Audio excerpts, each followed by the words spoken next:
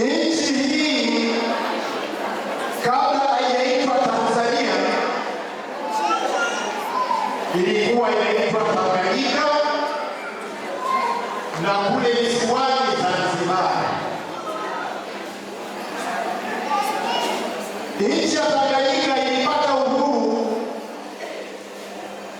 mwaka 61.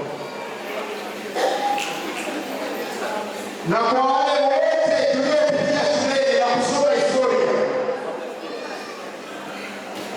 tunaambiwa kwamba wazee wetu walipigania uhuru wa nchi hii kupitia kwa Uingereza. Naomba nieleweke, kutokea kwa Uingereza imeelezwa hakuna Mtanganyika yoyote aliyouawa kwa kupigania uhuru. Akina Nyerere, akina Kawawa, akina Bibi Titi Mohamed walidai uhuru wa nchi hii, hakuna Mtanganyika yoyote aliyouawa.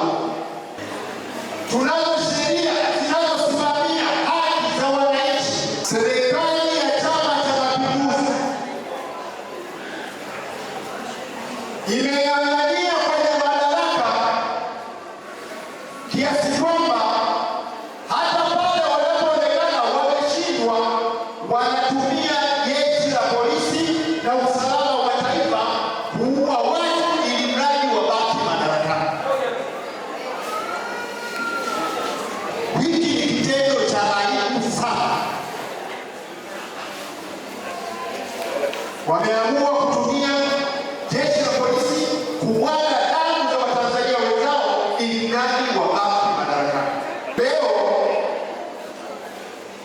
Tanzania tuna vilio viwili. Kilio cha kwanza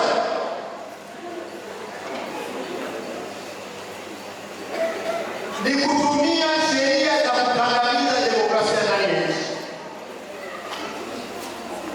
Kilio hiki na mifumo hii mibaya imesababisha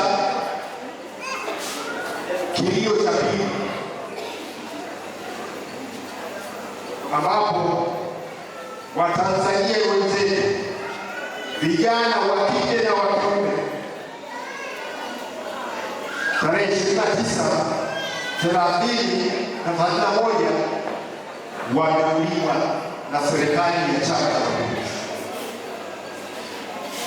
sababu wana